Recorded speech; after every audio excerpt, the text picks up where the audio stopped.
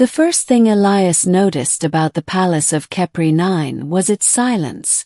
Not the absence of sound, but a deliberate hush, as though the walls themselves were listening. Translucent arches curved overhead, glowing faintly with bioluminescent veins that pulsed like a living heart. Elias had been a linguist on Earth, not a diplomat, yet somehow he now stood as humanity's official guest within an alien empire older than recorded history. The Kepri were not hostile, but they were cautious. And at the center of their caution stood Princess Seren, heir to the stellar throne, watching him with eyes like polished amber as ancient as the stars.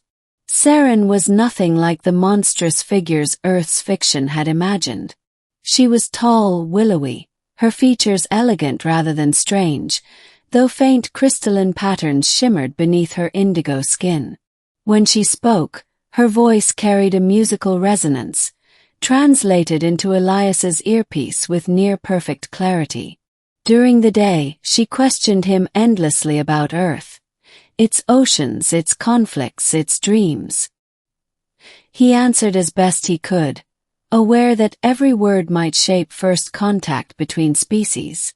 Yet beneath her formal curiosity, Elias sensed something more personal, something unspoken that made his pulse quicken. It was during the final banquet, beneath a ceiling of rotating stars, that everything changed. Servants glided away, leaving the hall empty except for them. Seren leaned close enough that Elias could smell the faint scent of ionized air that seemed to follow her. Her voice dropped, barely more than a whisper. "Come to my room when the palace sleeps, human." She straightened immediately, expression unreadable, and dismissed him with a gesture that left no room for questions. Elias returned to his quarters shaken, mind racing with possibilities both thrilling and terrifying. Sleep did not come easily. He replayed her words again and again, weighing the risks. This was no secret tryst in a foreign city. This was the heir to an interstellar empire. One wrong move could shatter the fragile trust between their worlds. And yet, curiosity gnawed at him. Seren had not spoken as a ruler, but as someone seeking understanding beyond ceremony. When the palace lights dimmed to their nocturnal glow and the corridors emptied, Elias made his decision. He followed the soft illumination toward the royal wing, heart pounding louder with every step. Seren's chamber was vast, its walls opening to a panoramic view of space. A nearby star cast golden light across floating holograms. Histories, maps, and symbols Elias did not yet understand. The princess stood by the window, her formal regalia replaced with simpler attire that marked the moment as personal rather than political. "You came," she said, not turning. When Elias spoke, his voice trembled despite his efforts. She faced him then, and for the first time he saw uncertainty in her eyes. She explained that the Kepri faced decline. Their expansion had slowed, their culture growing stagnant. Humanity, young and chaotic, represented possibility. She wanted to understand not just Earth but the heart behind it. Their conversation stretched through the artificial night.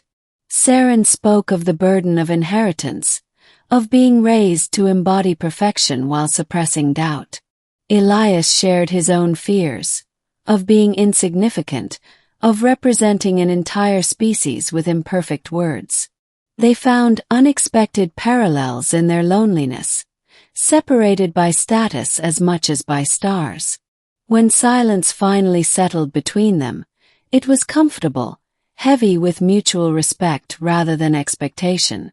Elias realized then that the invitation had never been about secrecy or scandal, but about honesty away from watching eyes.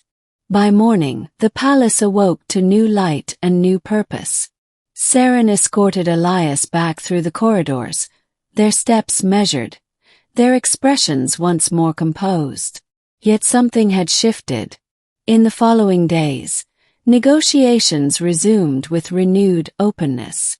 The Kepri shared technology once thought too sacred to reveal, and Elias spoke not only of Earth's achievements, but its flaws, trusting that transparency would build stronger bridges.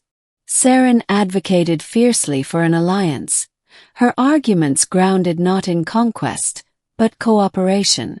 When it came time for Elias to leave, the palace no longer felt silent. It hummed with quiet anticipation, as though aware that history had bent slightly within its walls.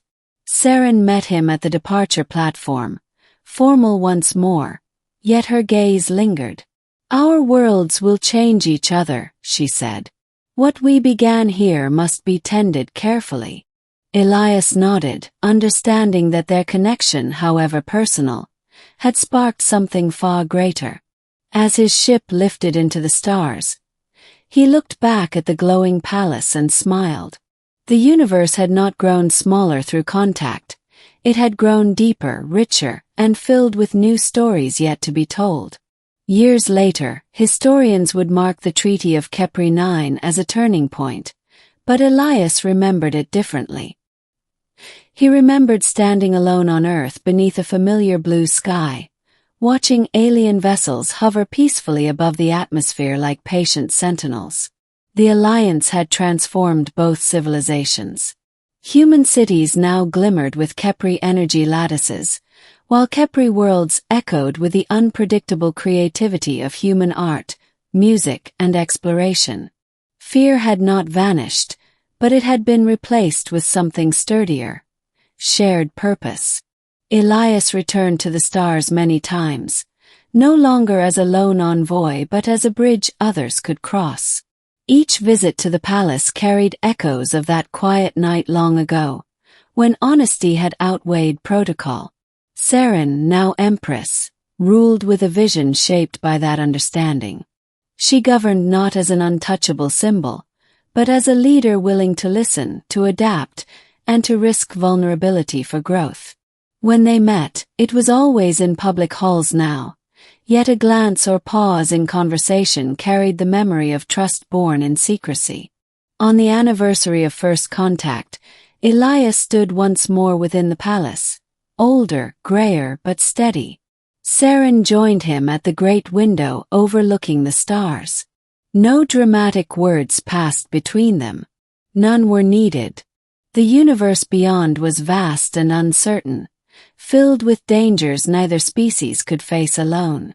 But together they had learned that understanding did not require sameness, only courage. As the stars drifted silently past, Elias felt the weight of history settle into something lighter, almost hopeful.